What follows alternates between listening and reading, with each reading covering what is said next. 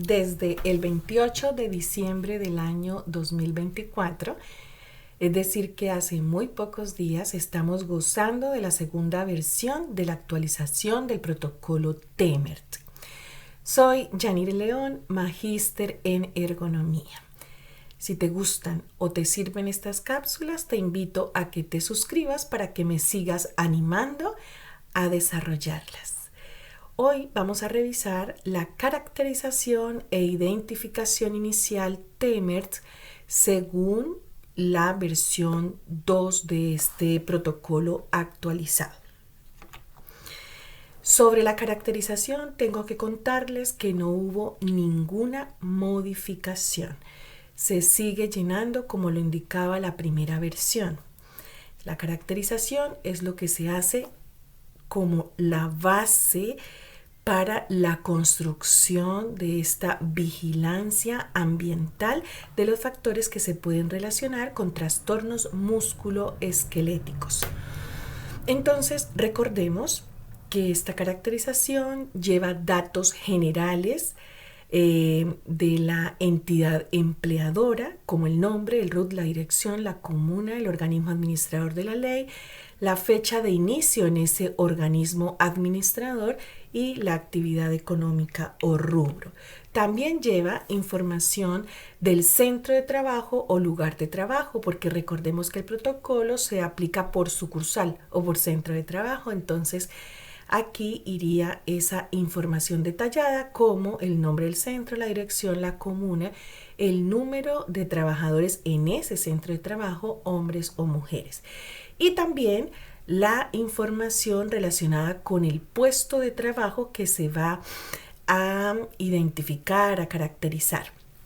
Entonces se caracteriza la sección, área, departamento, el nombre del puesto de trabajo. Recuerden que yo siempre les sugiero que lo hagan con primer nombre, segundo, o sea, nombre, primer apellido, segundo apellido.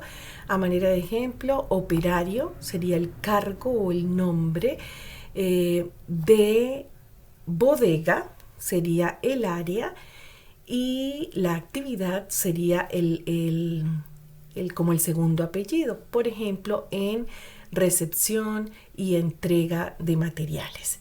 Es decir, que el nombre nos queda un poquito largo, pero desde un comienzo ya podemos visualizar el puesto real que vamos a caracterizar.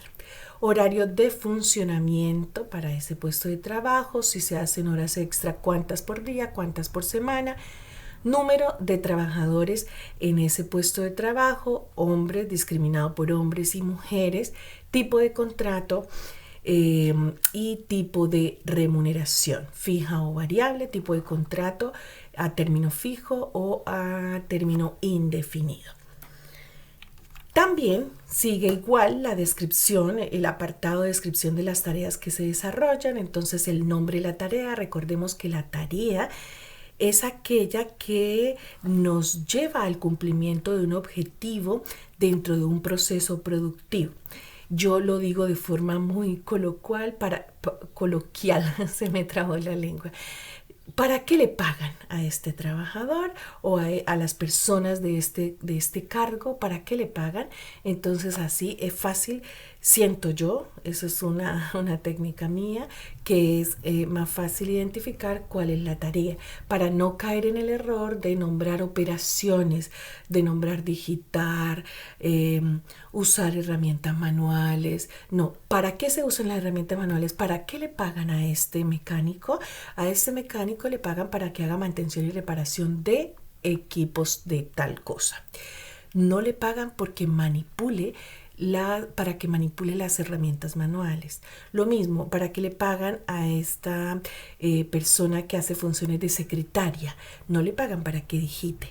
¿Para qué le pagan? En realidad, y ese es el objetivo y ese sería el nombre de la tarea. Y luego en la descripción se ponen todas las operaciones, todos los detalles que están alrededor de esa tarea. Entre mayor información tengamos, mejor, sin caer en el error de poner demasiada información que no nos lleve a ningún lado. O sea, siempre que sea información que a futuro nos pueda servir, por ejemplo, a los evaluadores para tener datos de pesos, de alturas, información que sea relevante. Y la duración. La duración, recuerden que también es súper importante el tiempo de duración, porque cuando vayamos a mirar grupos de exposición similar, tenemos que saber claramente cuál es el tiempo, porque puede que existan diferentes cargos que hagan la misma tarea, pero no tengan el mismo perfil de exposición, porque, por ejemplo, el tiempo que dedican a esa tarea varía entre un cargo y otro, entre un puesto y otro. Entonces ahí tenemos que ir claramente. En este canal ustedes encuentran no una, yo creo que más cápsulas donde yo he estado haciendo ejemplos de cómo calcular el tiempo de exposición. Rápidamente les puedo contar que ustedes, si ven que el camino para llegar al tiempo se les facilita teniendo la duración total del turno, por ejemplo 480 minutos, le empiezan a restar todos los minutos que no sean esa tarea. Cuando son multitarea, ahí ya se nos complica un poquito, entonces sería muy fácil si, por ejemplo, tenemos la duración del ciclo y lo multiplicamos por el número del ciclo, pero esto solo se presta para tareas que son cíclicas. Y lo otro que también pueden echar mano es que las empresas muchas veces tienen ya medidos los tiempos productivos, o los tiempos que pueden, por ejemplo, un buzo que solo puede estar 1 hora sumergido, entonces sabemos que las tareas que él desarrolla en el día no pueden durar más de 60 minutos. Entonces no es necesario que nos pongamos a calcular si ya sabemos que ese sería el tiempo máximo de exponerse a la tarea. Entonces, hasta acá nada ha cambiado en la versión 2. Las preguntas que vienen también, las 3 preguntas que vienen para que conozcamos más en detalle la infraestructura, el puesto y el equipo, tampoco sufrieron modificaciones. Características del ambiente y espacios de trabajo. Yo el tip que les doy es piensen como que yo voy a llegar por primera vez a ese lugar, cuéntenme qué es lo que yo voy a ver. Y ahí se describe macro. Luego se hace un zoom al puesto, característica de disposición espacial del puesto. Entonces ahí ya nombramos que la altura del mesón.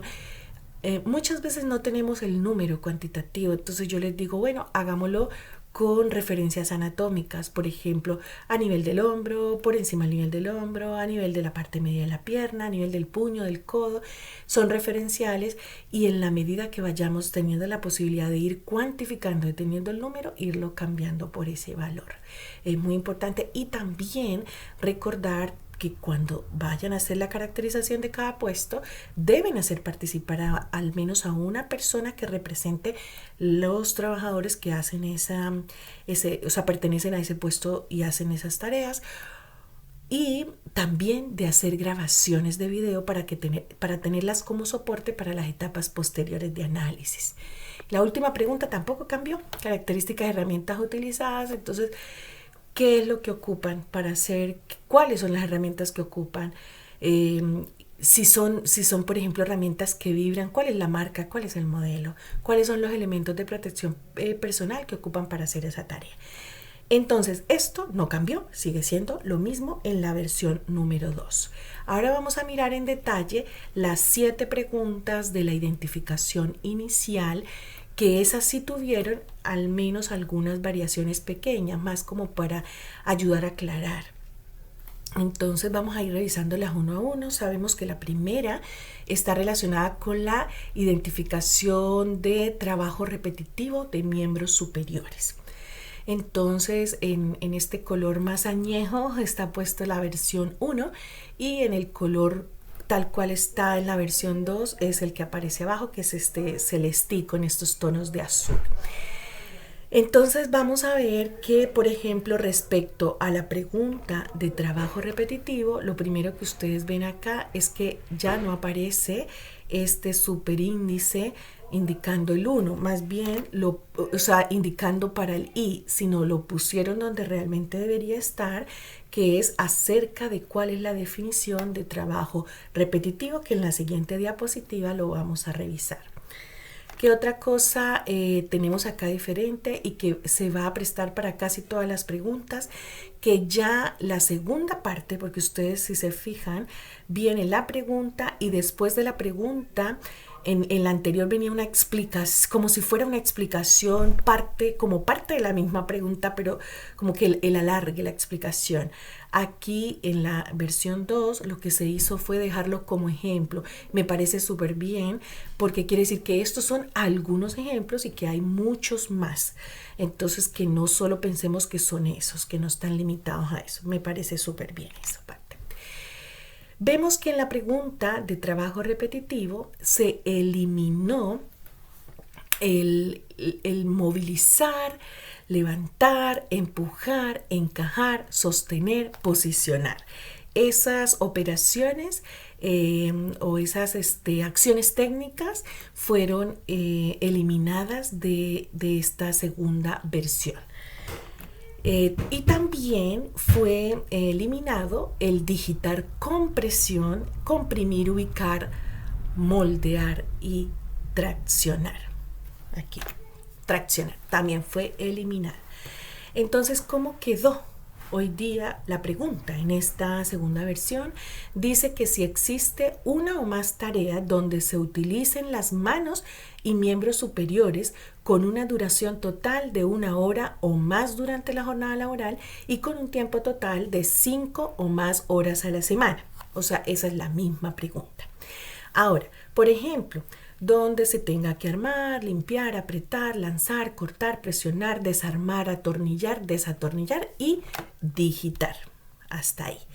Entonces, esos serían algunos ejemplos de cosas que veríamos, operaciones, acciones técnicas que veríamos en tareas donde se utilicen las manos y los miembros superiores como trabajo repetitivo. Y luego la aclaración que también se amplió, dice que tarea repetitiva, conjunto de ciclos de trabajo realizados por uno o más segmentos de las extremidades superiores, donde la repetitividad se caracteriza por al menos uno de los siguientes criterios, que son los dos criterios que siempre hemos ocupado. El primero, que el tiempo del ciclo es inferior a 30 segundos en promedio. Entonces, estos son para tareas principalmente cíclicas.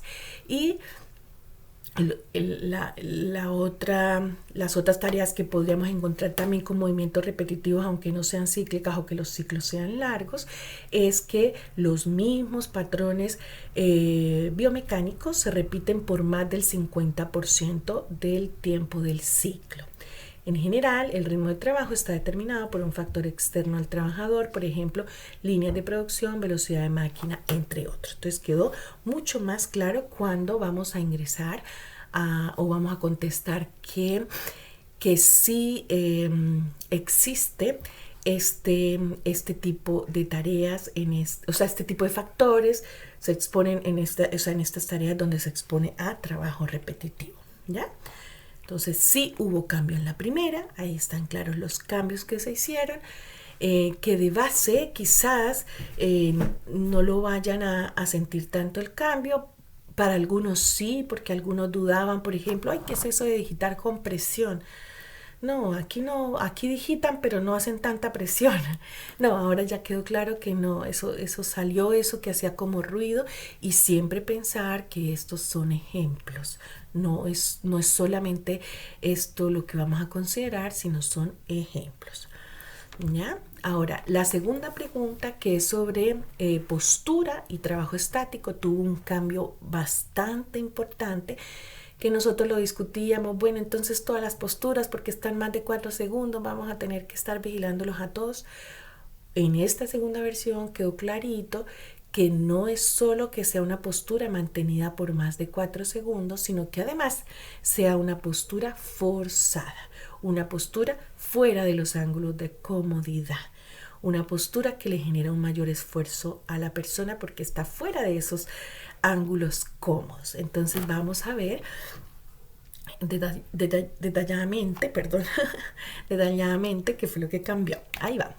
Entonces ahí destaco que entonces ahora no solo se habla de postura de trabajo estática, sino forzada, ¿cierto? Lo otro que también se aclara en esta segunda versión es que si bien una postura mantenida por más de 4 segundos, se pueden dar ligeras variaciones alrededor de un mismo nivel de fuerza generado por los músculos y otras estructuras corporales. Porque sí, o sea, no es que en la vida, en el día a día, el ser humano no está completamente estático. Hay algunas variaciones. Entonces se entiende que sí pueden haber algunas variaciones sutiles de contracciones, de fuerza, ¿cierto? Pequeñas variaciones. Y aunque hayan pequeñas variaciones, pero si la postura es forzada y se mantiene más de 4 segundos, entonces sí la vamos a considerar como que esa tarea tiene esa exposición a este factor de postura de trabajo estático forzado. ¿Qué más? A ver, hubo de cambio. Bueno, ahí sigue lo mismo. Por ejemplo, que también lo destaqué en la anterior, también esa manera de ejemplo, no que lo que viene después de cerrar el interrogante sea lo que esté presente, sino que es un ejemplo y que pueden haber otras que no estén ahí nombradas. También algo importante que se tachó donde se observa estar sentado, porque muchos creían que para que sea postura estática tenía que ser solamente sentado. No, sentado, de pie, arrodillado, o sea, en cualquier postura donde sí se observe que la cabeza, por ejemplo, o sea, estas son posturas que no son cómodas, la cabeza está inclinada hacia adelante, la cabeza está rotada, los hombros están situados por delante de las caderas, el tronco está rotado o inclinado, ahí no está, pero puede ser los brazos elevados, o sea, los miembros superiores elevados, las manos llevadas hacia adelante, o sea, hay otras posturas, pero este es solo un ejemplo, ¿ya? Entonces, aquí me encantó, cambió, está claro, postura forzada, más de 4 segundos en la postura, y que estos son algunos ejemplos y no solamente sentado, sino son en todas las posturas. Muy bien, y esto fue que se tachó porque era como repetitivo, cabeza inclinada hacia adelante y luego mirada situada en plano bajo el nivel medio del tórax, era como lo mismo, mirada situada en plano sobre el nivel de la cabeza, era como lo mismo de la parte de arriba donde decía inclinada hacia adelante o atrás, y luego decir mirada situada en plano sobre el nivel de la cabeza también es como mirada atrás. Entonces se repetía, eso redundante se quitó. Muy bien, ahora, ¿qué cambió en la tercera pregunta? Recordemos que manejo manual de cargas tiene 2 preguntas. Esta que es para levantamiento, descenso y transporte manual, y la que sigue que es de empuje y arrastre. Entonces, para levantamiento, descenso y transporte manual, los cambios fueron poquitos. Por ejemplo, que me parece maravilloso, ¿cierto? Que la mayoría de las preguntas se incorporaron. Creo que solamente en una no se incorporó porque no hubo cambio, vibración cuerpo completo, pero el resto sí se le puso como ejemplo. Entonces, maravilloso porque ya no nos limita, nos da más libertad. Se quitó algo que sí estaba súper contradictorio. Si hay otra pregunta para empuje y arrastre, ¿por qué aquí decía empuja, arrastra o tracciona? Entonces eso se quitó de la versión 2. Súper. ¿Cómo quedó finalmente? Muy parecida, ¿cierto? Dice, existe levantamiento, descenso, transporte manual de un objeto de más de 3 kilogramos. Por ejemplo, donde se observa que levanta, sostiene, transporta, desplaza, moviliza, ubica con precisión, ordenando, apila y paletiza. Hasta ahí quedó. No, creo que en las de manejo manual de cargas había la menor inquietud, estaban más en los otros factores. Ahora, para empuje y arrastre, ¿qué hubo de cambios? Por ejemplo, que a todos a la mayoría, ¿cierto? Se les agregó, se quitó una palabra que sobraba, o sea, mejoró la redacción. Ahí dice donde se observa que empuje o arrastre carros, plataformas con ruedas, superficies deslizantes, y arriba decía diferentes maneras de carros. Entonces esa partecita cambió, pero no tiene un cambio significativo. Algo que sí me llama la atención es que eliminaron, pero es como ejemplo. O sea, este ejemplo de las camillas, las camas, las sillas de ruedas fueron eliminadas en esta segunda versión. Sin embargo, abajo lo que dejaron es, por ejemplo, o sea, también cabría que dijéramos camillas, sillas de ruedas, ¿cierto? Porque estas también se empujan, aunque también son consideradas en el manejo de paciente, entonces quizás por ese lado lo omitieron acá. En todo caso, sí lo vamos a considerar como empuje de arrastre, no veo por qué le haría daño a nadie. Manejo de pacientes o de personas, no sufrió ninguna modificación, sigue tal cual, dice se realiza alguna actividad que requiere fuerza para empujar, tirar, levantar, descender, transferir o de alguna manera mover o sostener una persona aparte del cuerpo de una persona. Nota la condición a identificar debe incluir la actividad de manipulación, ya se realice con o sin dispositivos de asistencia. Esta condición está determinada por el riesgo asociado a las características de la carga humana que requiere un control sensible de la masa corporal por parte del operador. Quedó tal cual, no hubo ninguna modificación ahí, así que por eso le hice lectura de inmediato. Vamos ya para las últimas. Las dos últimas que recordemos que son vibración cuerpo completo y vibración del segmento mano-brazo.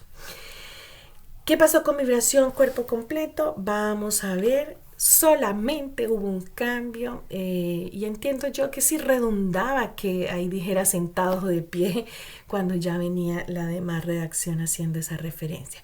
Entonces, ¿cómo quedó hoy día? Igual, solamente que cambió, que ya no dice al final sentados o de pie. Entonces dice, están los trabajadores expuestos a vibraciones por una fuente de vibración de cuerpo completo perceptible por el trabajador. Se presenta en cercanía de máquinas, donde se percibe la vibración, superficies vibrantes, donde se está de pie o sentado, como en maquinaria pesada y de conducción. ¿Ya? Para se quitó lo redundante de sentados o de pie. Perfecto.